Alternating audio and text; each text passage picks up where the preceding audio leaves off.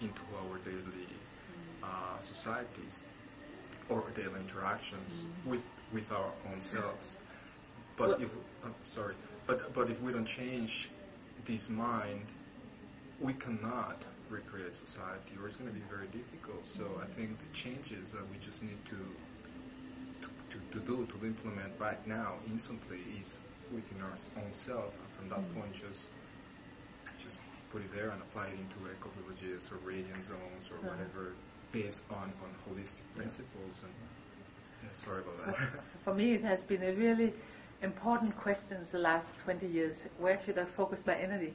Should I focus my energy on working with the spiritual work and working on myself, or should I work with the eco-villages, with the outer world, changing that?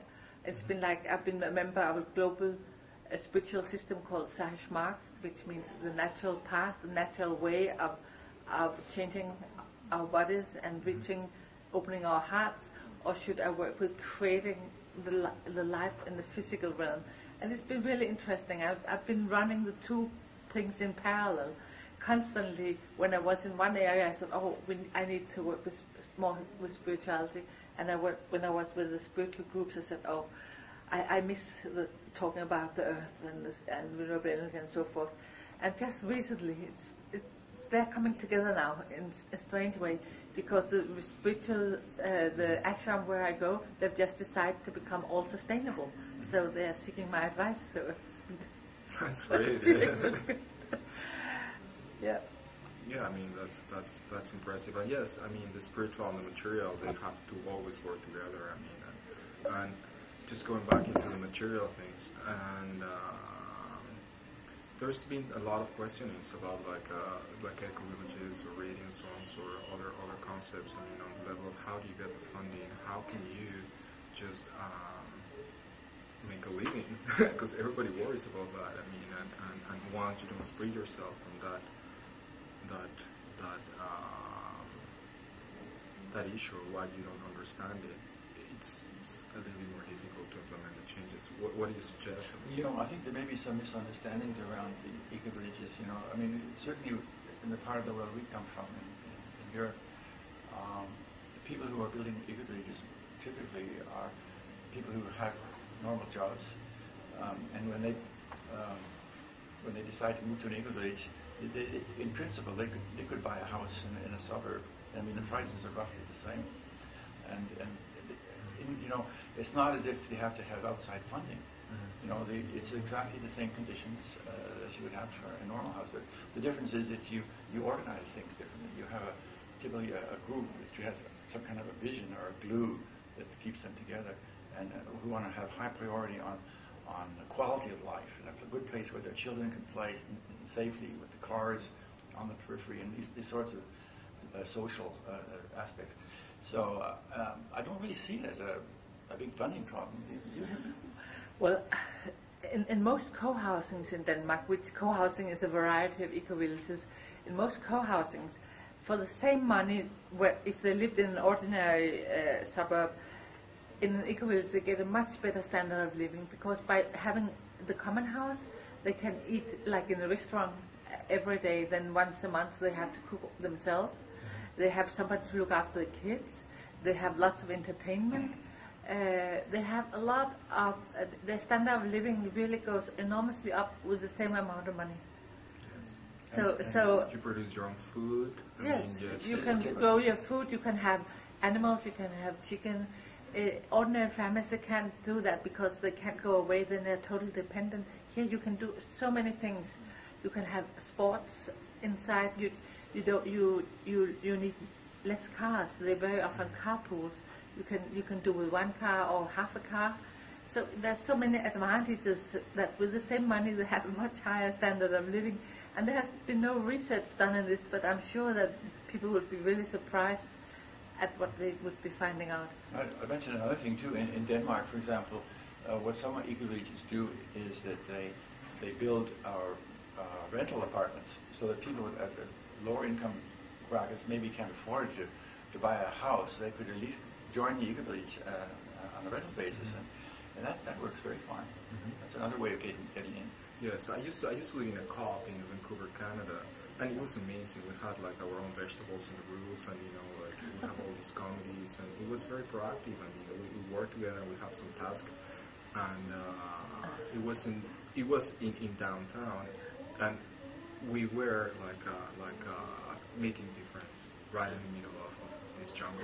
You have lots of celebrations, so you don't need to travel the same or go out.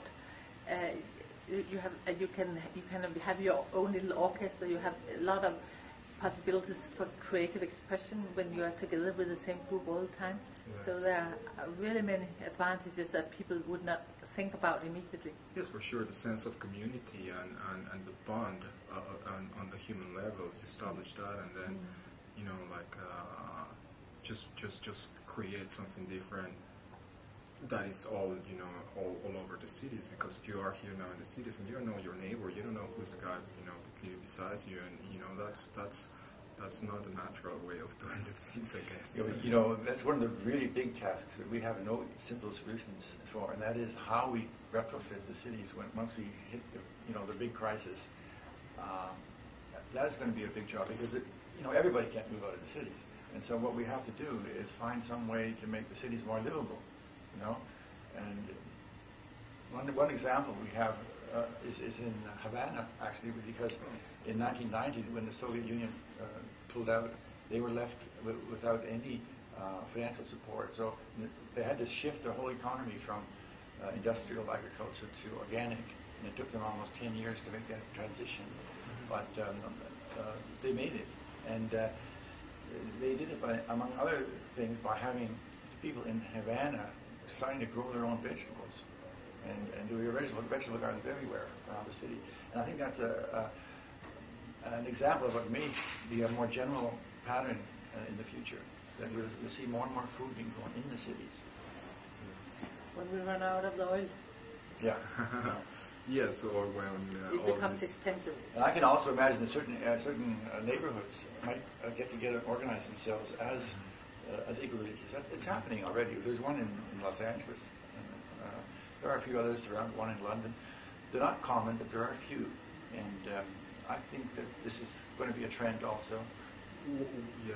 What are the major challenges that eco-villages face, around the world? Like, I mean, of course, it depends on the geography and on the nature of the struggle. It varies a lot from country to country. Do you see, in a way, like some major challenges across boundaries?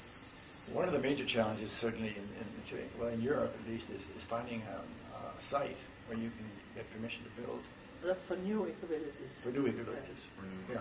Yeah, we have had that problem for years. It's very difficult to get planning permissions to build new. I think it's probably easier in some countries, but then of course if you're talking about urban solutions, I mean, you have an enormous number of barriers. I mean, people living in an apartment house, it's not built in such a way that there's much natural contact, and many of them are built in a way which is completely separate from kind of shops and places where people meet, and have a natural sort of social contact.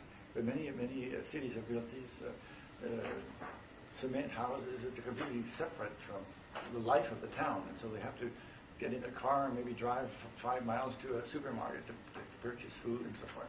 And so I think what we have to have is we have to start making neighborhoods where people can have food markets close by, no further than they can walk half a mile, maybe the most.